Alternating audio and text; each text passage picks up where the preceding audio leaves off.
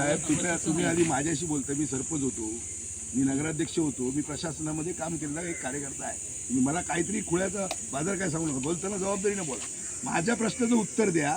तुमच्याकडे संपादन केलेले कागद, यांची बक्षीसपत्र असलं, यांची संपादित केलेली कागद, यांची भरपाई देऊन असं असेल तर तुम्ही बोला. नाही तर तुम्ही तिथं गेलात. कालपर्यंत त्यांच्या पाठी कोण नव्हतं, मला आता कळलंय. येऊन तिथं म्हणजे माझ्या पद्धतीने मी काय ते तुमचा संबंध काय? लोकांच्या जमिनी द्यायचा.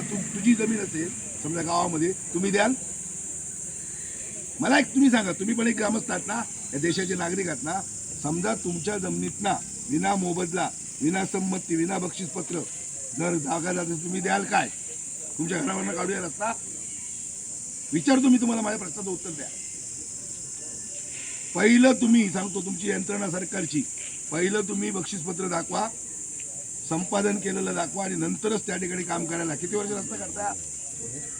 किती वर्ष करताय? तुमचं डिपार्टमेंट किती वर्ष रस्ता करतोय? किती वर्ष रस्ता करतोय? किती निधी त्याच्यावर खर्च टाकलाय तुम्ही? म्हणजे काय निधी रुपये खर्च, म्हणजे किती रुपयाचं टेंडर काढलाय? 1,72 लाखाचं. त्यावेळी तुम्ही कागदपत्र तपासली का पहिले? आधी ग्रामपंचायत पाहणी केली होती, त्यानुसार अंदाज नाही. ग्रामपंचायतकडे 23 नंबर असतो. 23 की 26 रे? 23 नंबर ग्रामपंचायत आहे का? रस्ते विकास कार्यक्रम नको त्या प्रश्न मला मी प्रशासनात काम केलेला माणूस आहे. 23 नंबर दाखवा. नियमबाह्य काम करायचं नाही. काय समजतं तुम्ही? तहसीलदार प्रांतांनी पाहणी केली, त्यांनी पण साहेब, मला माझं म्हणणं असं आहे, माझ्या प्रश्नाचं एकच उत्तर द्या. आणि जर ते तुमच्याकडे असेल या साहेबाचा, तर तुम्ही करा. लोक आंदोलन करतात, उपोषण करतात, म्हणजे काहीतरी लोक सांगा. त्याच्या आधी चर्चा झालेली आहे. आमचा मुद्दा काय की जो जिल्हा परिषदेने आमचा रस्ता जूनमध्ये हा आधी मुद्दा चालू होता, थांबलो आहे. जूनमध्ये जिल्हा परिषदेने तो रस्ता तिथं समोर आले म्हणून ताब्यात दिला. आमचं तर काम जिल्हा परिषद रस्त्यावर काम करणे आमचं काम. जिल्हा परिषदेने ताब्यात दिला म्हणून आम्ही तिथं काम करतो. ऍक्च्युअली जिल्हा परिषदेने आम्हाला ताब्यात दिला म्हणूनच आम्ही काम करतो. नाही, ताब्यात दिला याचा अर्थ साहेब काय माहिती आहे? मी कुठेतरी गेलो आणि हा रस्ता सुरू करा म्हणून जिल्हा परिषद. हो, पण जिल्हा परिषदने खाजगी कोण असतील तर आम्ही काय म्हटलं नाही, हा रस्ता खाजगीचा आहे, का अडवताय?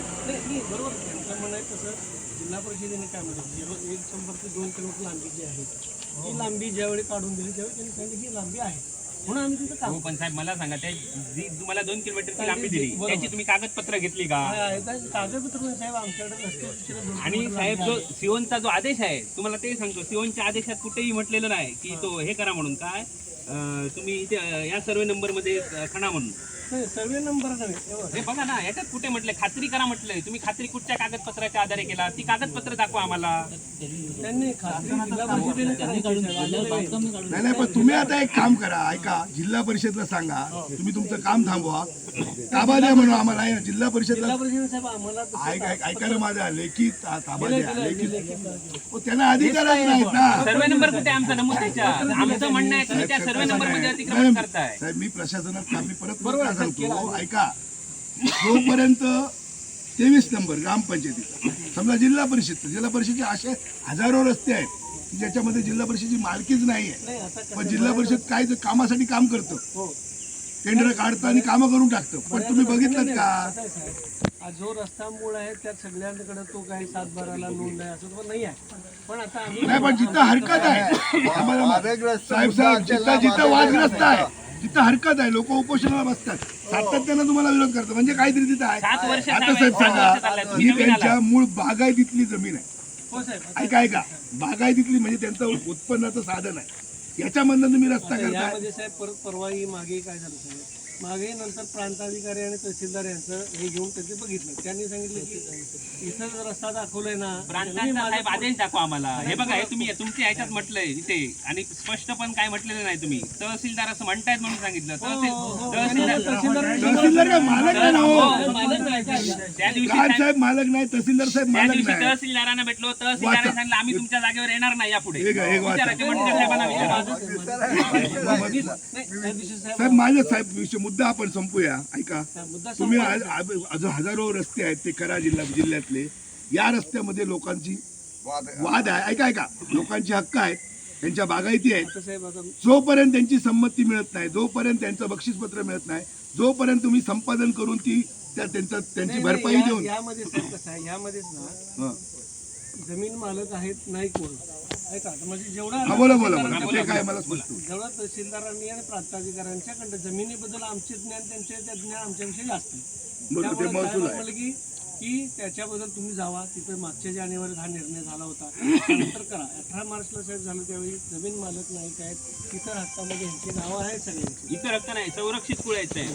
ऐका ठीक आहे नाही, समजा बरं, त्यांचा मुद्दा होतो पुढे मग आपण. तहसीलदार म्हणले की ते जमीन मालक ते आहेत याच्यात आहेत, त्यांच्यामुळे त्यांची अडवणूक आता करताना की त्यांची जागा इथं आहे हे निश्चित होत नाही, कारण भूगोलदार म्हणून ते नाही आहेत. त्यामुळे इथं रस्ता जर जिल्हा परिषद दिला की तुम्ही तिथं काम करू शकता, त्यांना अडवायचा अधिकार नाही असं त्यांनी म्हणलं. असं अहवालात म्हणले तोंडी म्हटलंय. अहवालमध्ये लेख्याला मी नाही, नाकारू माझं शकत साहेब नाही, तुम्हाला असं साहेब. साहेब तोंडी म्हणले नाकारू शकत नाही, साहेब, तर माझा अहवाल माझं असं म्हणणं आहे, ऐका नाही, मी सांगतो ऐका. तहसीलदार प्राण आणि तुम्ही जा, मोजमाप करा आणि ताबा घ्या. तुम्ही जो रस्ता करताय ना आता त्याचा रस्त्याचा मोजमाप करा. नाही कोणी नाही, लेखी स्वरूपात ऐका लेखी स्वरूप ऐका साहेब नाही साहेब ऐका ना तहसीलदार प्राण आणि तुम्ही जा, मोजमाप करा आणि अधिकृत ताबा तुम्ही घ्या आणि काम सुरू करा. जिल्हा परिषद नाही हो, तसं नाही जिल्हा परिषद काही सांगेल हो, उद्या तुमच्या घरावर रस्ता करा सांगेल. कसं सांगेल म्हणजे साहेब कसं सांगेल म्हणजे तुमची जमीन आहे, समजा तुमच्या जमिनीमध्ये आम्ही येऊन अतिक्रमण केलं, तुम्ही खपवून घेणार काय असं मला सांगा.